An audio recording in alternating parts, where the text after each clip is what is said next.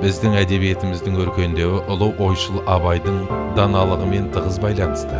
Оның шығармалары бүкіл адамзаттың рухани игілігі болып табылады. Қазақстан Республикасының президенті Қасым-Жомарт Тоқаев.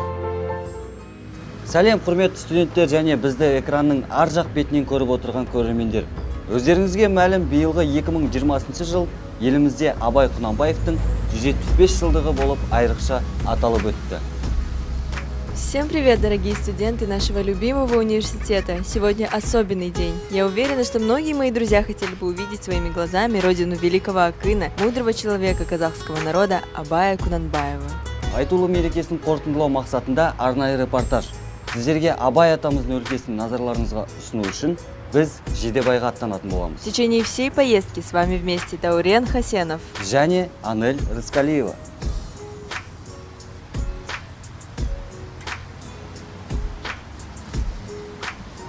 Университет студенттері Абай атамыздың 175 жылдығына деген белсенділігін жыл басынан бастап танытып келеді. Жастар клубтар арасында Абайтану клубының бастауымен тақырып аумағында түрлі челлендждер түсіріліп, арнайы кеш пен поэзия кештері өтті. Елдегі індетке байланысты студенттер қашықтан оқу жүйесіне ауысты. Бірақ бұл кедергіге қарамастан белсенділер ай сайын Абай Құнанбаевтың апталығын өткізіп отырды. Және мақтан тұтып айта аламыз, Семей медицина университетінің жастар клубтары қыркүйек айынан бастап желтоқсан айының соңына дейін ақылы мәңгі Абай атты Абай атамыздың 45 сөзін талдады және мағынасымен бөлісті. Оны университеттің Instagram парақшасынан көре аласыздар. Это наглядное свидетельство того, что наши студенты знают о казахском поэте Абае Кунанбаеве. Так как студенты на Наумус прибыли из разных уголков Казахстана, далеко не у всех есть возможность побывать в урочище Жидебай. Цель нашего специального репортажа – познакомить всю университетскую молодежь с родиной Абая. Құрметті достар, дәл қазір біз Семей Абай тас жолында тұрмыз. Сапарымыз оң болсын. Кеттік, Анель.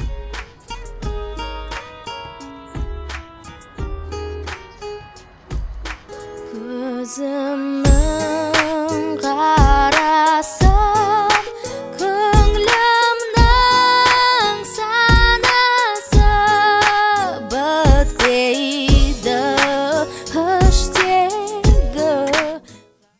Первая остановка называется перевал Кушикбай-Батыра. Это место названо в честь казахского батыра Кушикбай. Кушикбай-Батыр Канайулы – казахский батыр, живший в конце 18 века, обладавший незаурядными качествами, прославившийся во всех трех жузах своим подвигом в войне с калмыками. Его четвертый предок Бесим Тукаулы – один из самых известных батыров при Исим-хане.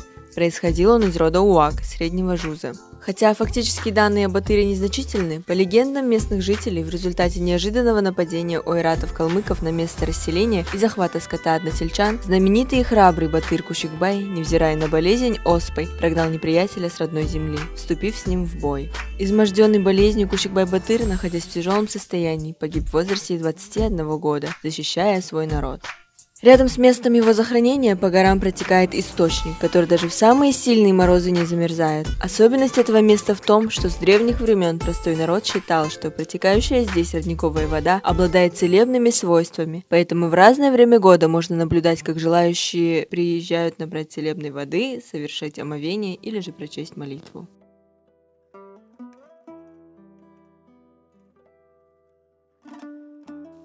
Чтобы добраться до родины писателя, необходимо проехать где-то 80 километров от Семея, свернуть с дороги налево в сторону села Бурли-Волчьего Логова, где расположен музей писателя Мухтара Уэзова, и не доезжая 15 километров до села Караул, по правой стороне дороги, вы окажетесь на месте. Наконец мы приехали в Жидебай, и сейчас мы находимся в центре Евразийского континента. Да, друзья, центр Евразии находится в 180 километрах от города, возле дома музея Абая в селе Жидебай Абайского района. Дәл қазір біз Евразияның кіндігі Жидебай жерінде тұрмыз, құрметті көрермендер. Евразияның кіндігіне арнайы қойылған бұл жерде ескерткіш бар. Тарихшылардың айтуы бойынша Евразияның кіндігі дәл Жидебай жерінде орналасқан. Ендігі кезек Абай атамыздың үйіне қарай бағыт алып бара жатырмыз. Құрметті көрермендер, айтылатын ақпараттарға назар саламыз, себебі қазір әр Абайдың қолданған заттарына жеке тоқталатын боламыз.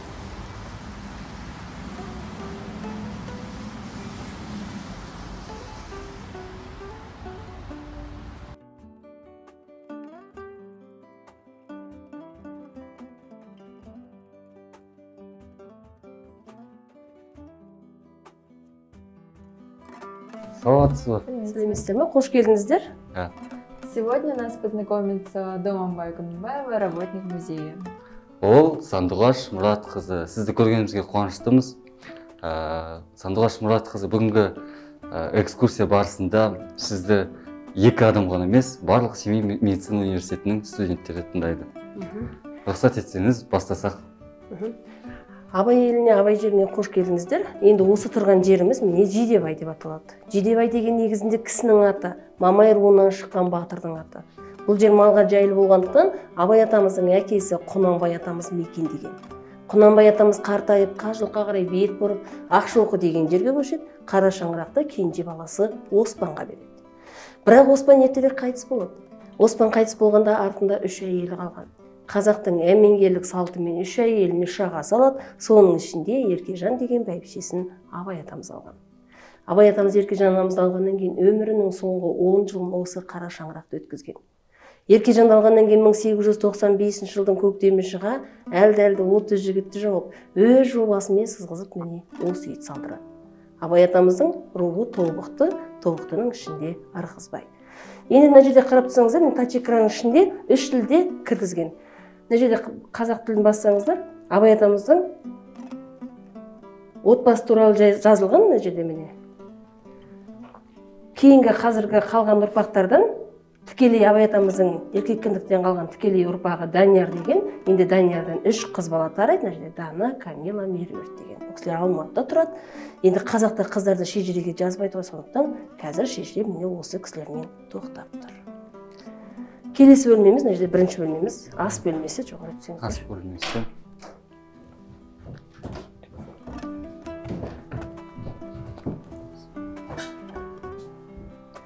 Бұл бөлмеміз міне ас бөлмесі, бірінші бөлмеміз. Абай атамыз өте қонақ жайлы кісі болған. Өз бала шағасымен, отбасымен қалғанда міне осы дастархан басында ас ішкен. Мына жерде қымыз деген ес тұр, ожауы тұр. Ожауы арқардың құлжа деген мүйізден жасалған. Кішкентай қымыз деген деп айтылады, тостағандары тұр. Ал енді мына жерде тұрған міне пеш 1895 жылы Абай атамыз міне осы үйді өз жобасымен салғызғанда, қаладан арнайы пешші шеберлер шақыртып, әр бөлмеге пеш салғызады. Бұл пеш міне доғаланған пеш деп айтылады. Қос қазан қойған себебі, келетін қонақ көп болғандықтан, бір жағына ет асып, бір жағына қуырдақ қуырылады. Карниз қағат, бұтарға тартып, есте бер қарай шығармайды. Мына жерде міне үлкен самаурын 1971 жылы Абай атамыздың 125 жылдығында осы мұражай қайта салынған кезде Абай атындағы совхоздың еңбекшілерінің осы мұражайға сыйға тартқан самаурын. Ал жез, күміс самаурын Абай заманында пайдаланған заттары. Енді мына оң жағымызда тұрған кебеже, кебежаяқ, асадыл, бұның бәрі қазақтың қол өнері ағаш пен сүйектен жасалған. Мына бетіндегі оюлары жылқының жұқа жақ пен жаурын сүйегінен жасалады, басқа малдыққа келмейді. Сондықтан жылқының сүйегінен жасалған. Ал мына жерде міне ет табақ тұр, құрт езген астау, ет табаққа мүшелеп етті салып симаған ет астаумен де тартқан. Кебеже біреуге сақтаған сыбағасын, қарындағы майын сақтаған, кебеже аяғы аяғын қойған, ас адал, оған тәтті дәмділер салынған. Келестағы қонақ бөлмелеріміз бар, жоғары өтсек. Құрметті экранның ар жақ бетінен көріп отырған достар. Осы жылы 2020 жылы Абай атамыздың 175 жылдық мерейтойына байланысты Абай атамыздың үйі күрделі жұмыстан өткен болатын. Да, кстати, в этом году к 175-летию Абая Кунанбаева был сделан капитальный ремонт. Ал енді міне осы тұрған бөлмеміз Абай атамыздың қонақ бөлмесі. Енді бұл жерде ешқандай дүние жиналмаған. Өйткені ол кезде қазақтың қол өнері сырмақ қой. Сырмақты жерге жайып, үстіне құрақ көрпені жайып, малдас құрып отырып, әңгіме дүкен құрған бөлмесі. Абай атамыздың осы уақытында ойнаған ойындары: тоғызқұмалақ, дойбы, дойбының тастары қойдың топайшық деген сүйектен жасалынған, есеп шоты тұр міне, былғары дорба, былғары дорбаға тоғызқұмалақтың тастары салынған, мүйізді шақша бұл сүйектен жасалынған. Енді мына жерде қарап тұрсаңыздар, Әйгерім анамыздың жасауымен келген төсегі. Әйгерімнің негізгі аты Шүкіман болған. Ол кісінің әдемілігіне қарап, әй өзің бір керім екесің деп Әйгерім деп атаған. Бұл төсектің бетіндегі оюы жылқының жұқа жақ пен жаурын сүйектен жасалған, басқа малдыққа келмейді. Қыл қобыз деп айтылады. Абай атамыз қобыз тартпаған. Абай атамыздың ауылдасы, Құнанбай қажының замандасы Шахар деген бақсының қобызы Тобықты руынан шыққан. Ал мына қабырғада тұрған кілемше абай атамыздың екінші әйелі әйгерім анамыздың жасауымен келген парсының кілемі. Бұл да жөндеуден өтпеген, сол қалпын сақтап тұр. Ал енді жаңа айтып өттім, әр бөлмеде пеш бар деп. Бұл пештердің бәрі қазір пайдаланылмайды, осы мұражайдың экспонаты ретінде сақталып тұр. Бұл пеш міне контрамарка пеші. Келесі тағы қонақ бөлмеміз. Бұл бөлмеміз міне қонақ бөлмесі. Енді жаңа айтып өттім, абай атамыз қонақ жайлы кісі болған деп. Өз бала шағасымен, отбасымен ас бөлмеде ас ішсе, келген қонақты міне осы дастархан басында отырып күткен. Бұл жерде де тостағандар тұр, кішкентай қымыз дегенне, кішкентай ожау тұр. Ожаудың басы бүйрекке ұқсас болғандықтан бүйрек ожау деп айтылады. Мына жерде тұрған ертоқым, бұл ертоқымның әр тасының өзі күмістен жасалған. Абай атамыз Әйгерім анамызды өзіне ұзатылып екінші әйелдік алған кезде жорғатқа салып сыйға тартқан ертоқымы. Бірнеше аттың құнын берген өте құнды дүние, әр тасының өзі күмістен жасалған. Қазіргі өмірде абай атамыздың екі суреті қалған. Біреу 51 жаста, біреу 58 жаста. Бұл суретіне 51 жаста түсірілген бірінші суреті. Екі жағында тұрған екі әйелден туған тұңғыш балалары Ақылбай мен Тұрағұлдың суреті. Ал мына шынының іші тұрған тақия абай атамыздың әкесі Құнанбай қажының қажылықтан арнайы тіккізіп киіп берген тақиясы. 1875 жылы Құнанбай атамыз қажылыққа барады. Қажылыққа барғанда сол жақтан қазақтарға арнап 100 кісілік тәкие деген қонақ үй салдырады. Сол кезде арнайы тіккізіп киіп берген тақиясы. Күмістелген кісе белбеу Құнанбай атамыздікі. 3 ауызды мылтық абай атамызға сыйға тартылған мылтық. 1890 жылы генерал-губернатор барон Таубе абай атамызға сыйға берген. Арлан қасқырдың терісі абай атамыз аңшылықпен айналысқан. Қабырғада тұрған 3 сурет абай атамыздың бірінші әйелі Ділданамыздан туған 3 ұлы. Ақылбай, Әбдірахман, Мағауияның суреті. Әбдірахманды Әбіш деп еркелеткен баласы. Абай атамыздың ең үлкен үміт күткен баласын бір осы Әбдірахман. Әбдірахман Алматыда әскери қызметте жүргенде 27 жасқа келіп құрт ауруынан қайтыс болады. Қыстың күні қайтыс болғандықтан сол жаққа жерлеп басына аманат деп жазып кеткен. Күн жылынып қар ерігеннен кейін ат-арбаға 3 атты жегіп Ақшоқыға Құнанбай әулетінің жанына әкеп жерлеген. Арада 7 жыл өтіп Мағауиясы қайтыс болады. Мағауияның 40-ын берген күні абай атамыз қайтыс болады. Абай атамыздың 40-ын берген күні тұңғыш баласы Ақылбай қайтыс болған. Мына жерде тұрған төсек міне Ділданамыздың жасауымен келген төсегі, абай атамыздың бәйбішесі. Бұл төсектің бетіндегі оюына, тастарына қарасаңыздар, жаңағы төсектен қарағанда өзгеше. Өйткені ол кісі Алшынбай бидің немересі болған, Түсіптің қызы, Қазыбек бидің ұрпақтары. Бетіндегі тастары күмістен, алтыннан болған. Аласапыран жаман уақыт кезде күмісте, алтында жоғалып ұрланған. Кейін мұражайға кеп қойылған кезде жай тастарды жабыстырып өңейткен.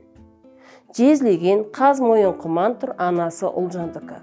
Жезлегенге абай атамызды 40-нан шыққанша суға түсірген жезлегені. Мына тұрған пеш міне голланд пеші, қазір экспонат болып сақталып тұр. Келесі жұмыс бөлмеміз.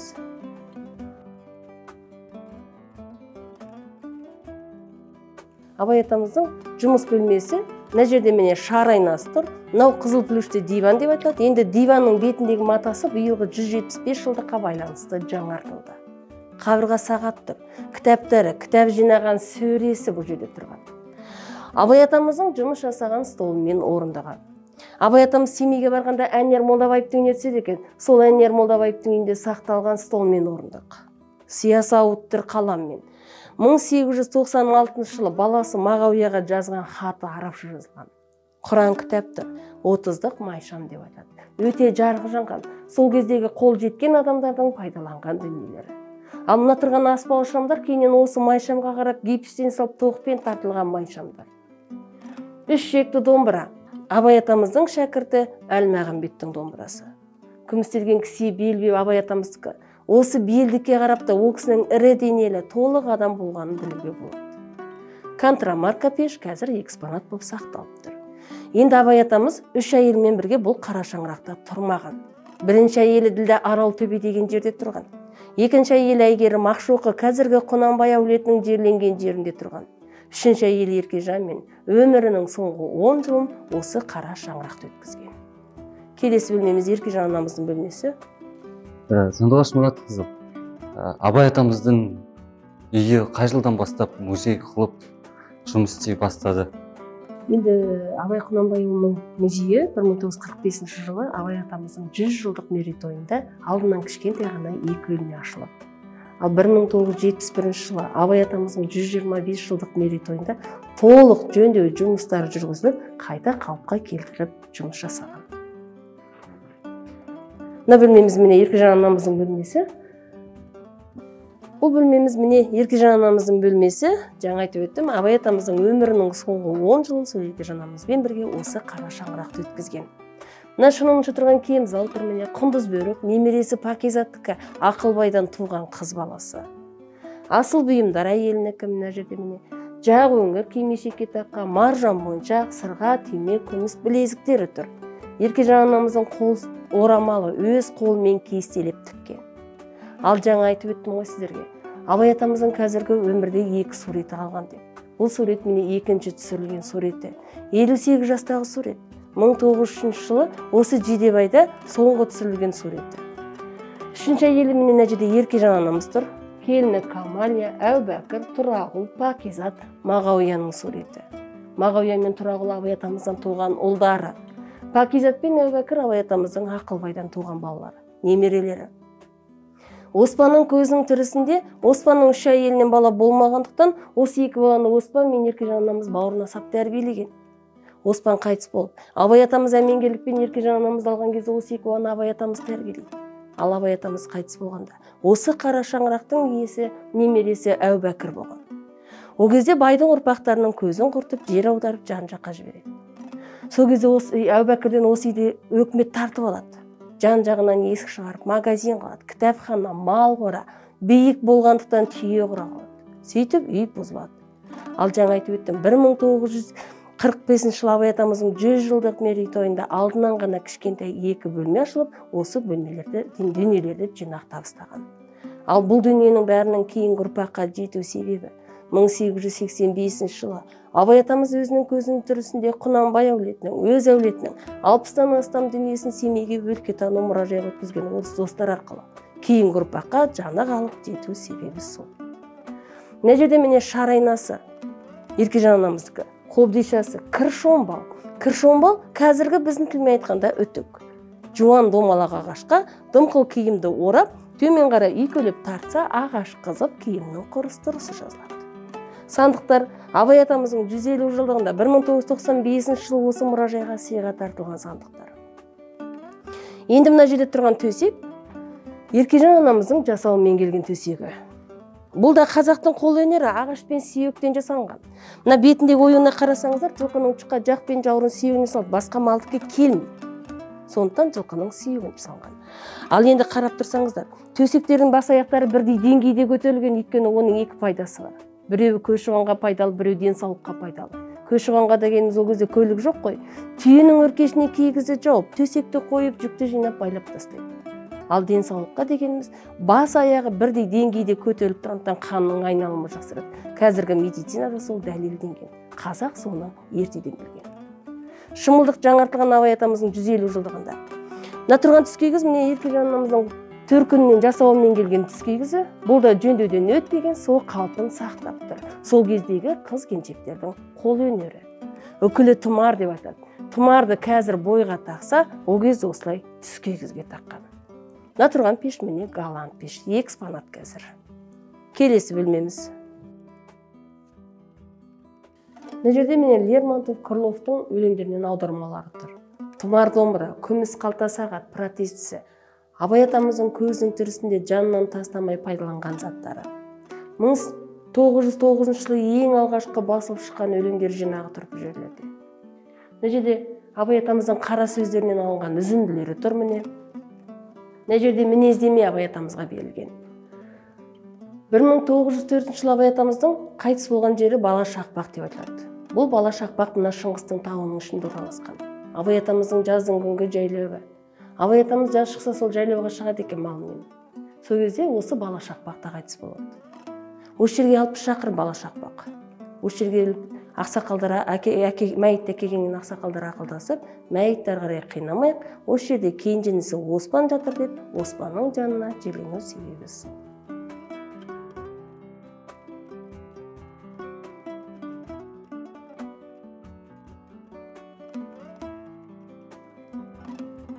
Бұл бөлмесі тошала немесе шошала деп айтылады.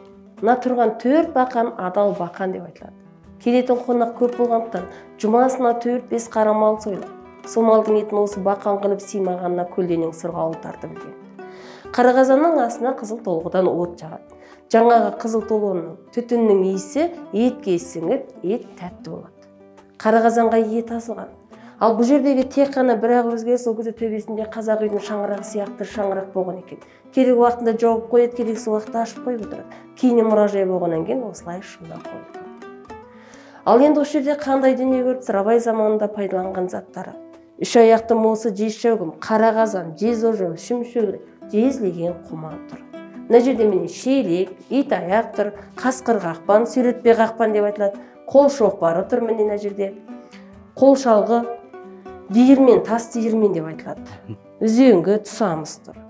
Ал мына жерде тұрған міне шейті мылтық, бытыра мылтық, тұғыр бүркіт қондырған аңшылықтан келгеннен кейін кебеже, жаңа айтып өттім ғой, қазақтың қол өнері ағаш пен сүйектен жасалған, біреуге сақтаған сыбағасын, қарындағы майын сақтаған дүниесі.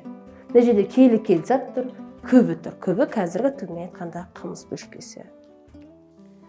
Енді осы үйдің іргетасының қалануына 1971 жылы өте үлкен үлес қосқан, осы Абай заманында күтуші болған Мақып апамыздың көмегімен қай жерде қандай дүние бар, қайсысы қай жерге қойылған, осы үйде 3 бөлмесі тастан қаланған, фундамент, биіктік, төбелері тақтай, терезелері доғал деп үлкен үлесін қосқан Мақып апамыз екен. Енді Мақып апамыз 1972 жылы 90 жасқа келіп қайтыс болыпты. Абай атамыздың үйімен барлығымен танысып шықтық. Қандай сезімдесіз? На самом деле, после того, как все я это увидела, я чувствую, как будто нас с тобой сейчас перенесли в то время, и мы сейчас там находимся. И на самом деле это очень сильно вдохновляет меня сейчас. Құрметті достар, құрметті медицина университетінің студенттері, бұл жерге міндетті түрде сіздердің әрқайсыларыңызбен келетін боламыз. Вот подошла к концу наша с вами экскурсия. Вам мы хотим выразить огромную благодарность. Еще увидимся. Келіп тамашалағандарыңызға көп рахмет. Рахмет көп. А мы продолжаем наш путь. Құрметті достар, назарларыңыз экранда болсын. Біз жалғастырамыз.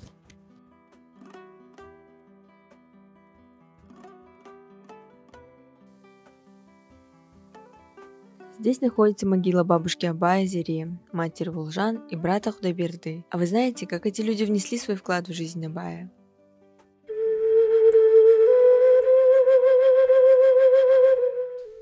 Құрметті көрермендер, дәл қазір біз Абай, Оспан, Шәкерім қажы және де Ахат аталарымыздың кесенесіне келдік.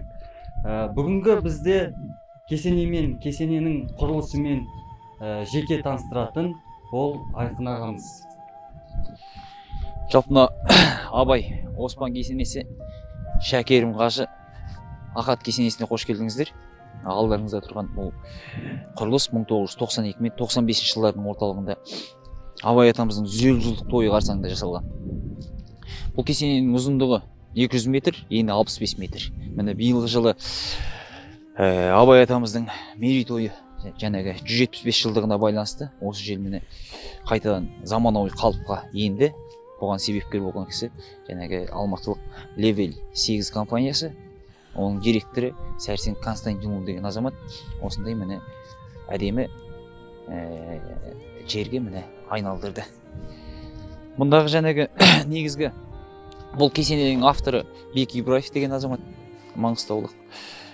Сәулетші, құрылысшы ол Сайын Назарбек деген ағаларымыз. Бұл кісілер жаңағы екеуі де маңғыстаулық азаматтар. Жалпы құрылысқа пайдаланған тастар, жаңа кесененің екі кесененің құрылысына пайдаланған тастар бұл жаңағы Маңғыстаудың ақ тастары.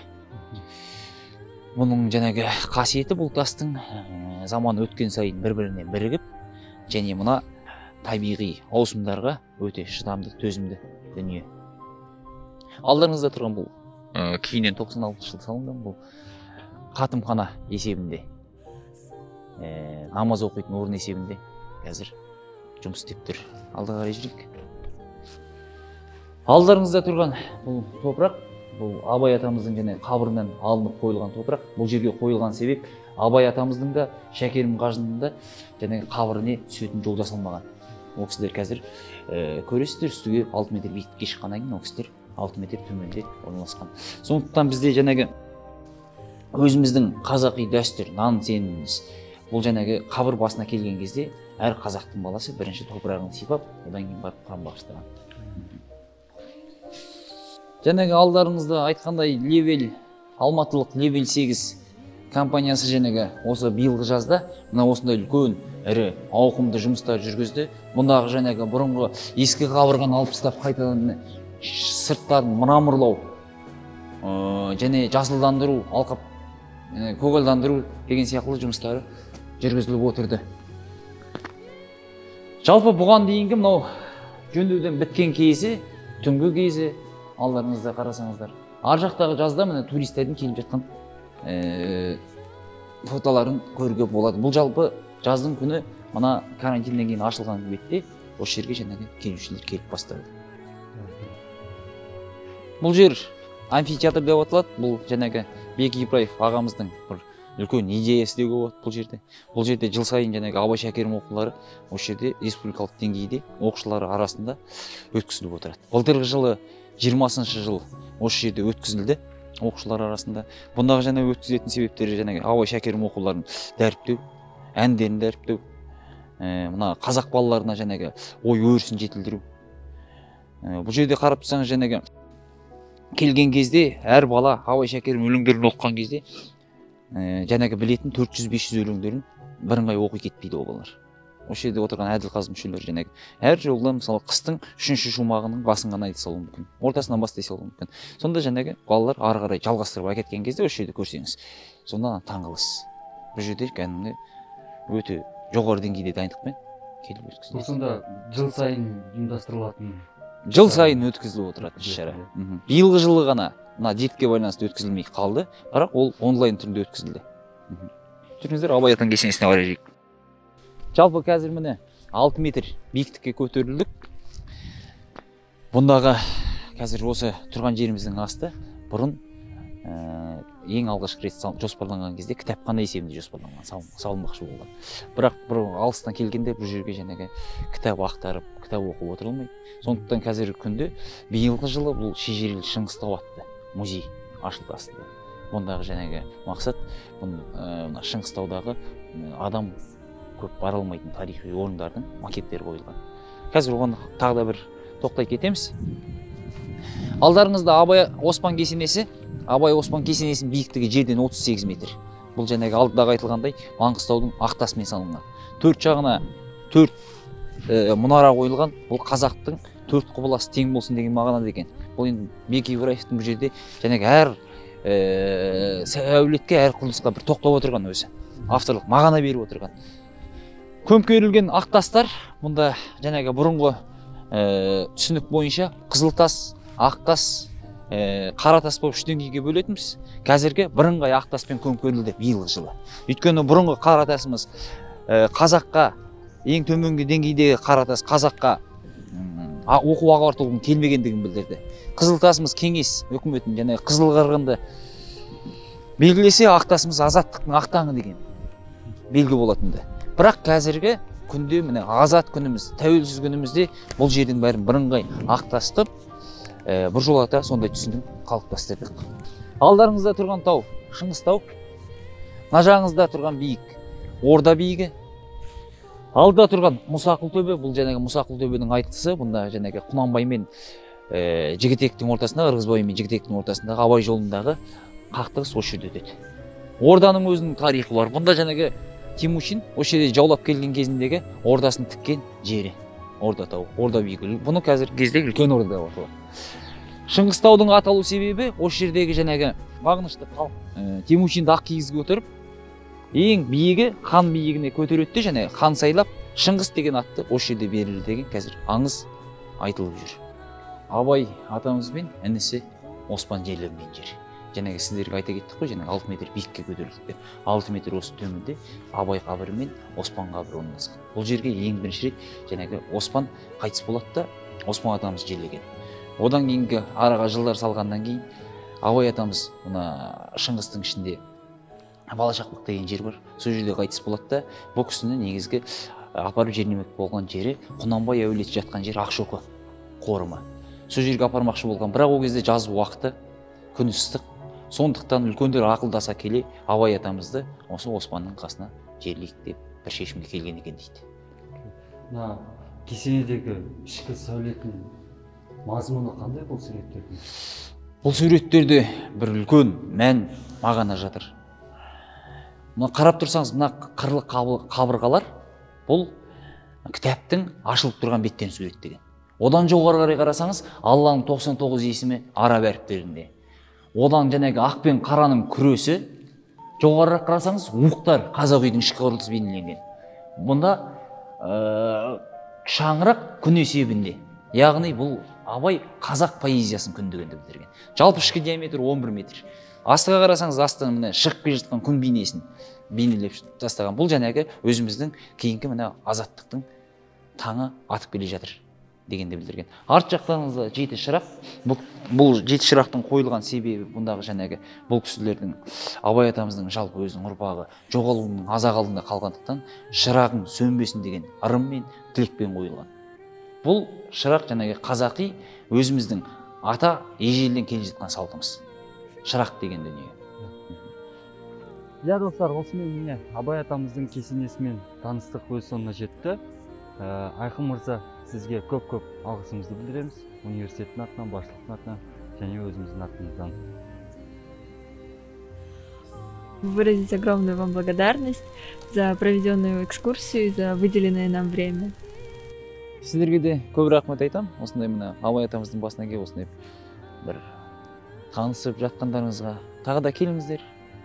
Бұдан да көп ақпарат бере аламыз сіздерге. Келіп тұрыңыздар. Ниеттеріңіз қабыл болсын.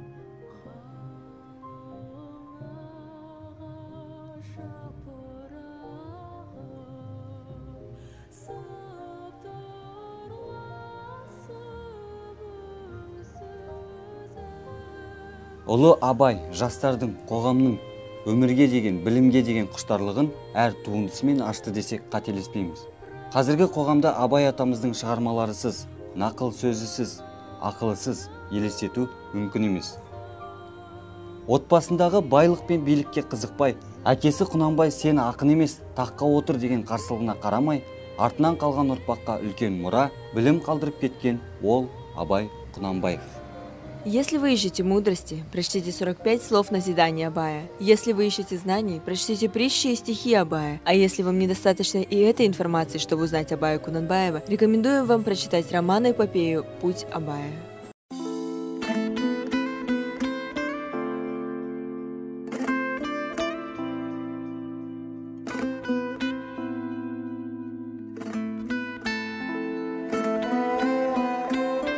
Осымен Абай жеріне саяхатымыз өз мәресіне жетті. Бізге қолдау көрсеткен барлық адамдарға өз алғысымызды білдіреміз. Надеемся, что вам понравился наш репортаж и ждем от вас поддержки.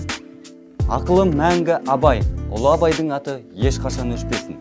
От всей души поздравляю вас с праздником. Сіздермен сапар барысында бірге болған Рыскалиева Анель и Даурен Хасенов. Келесі кездескенше.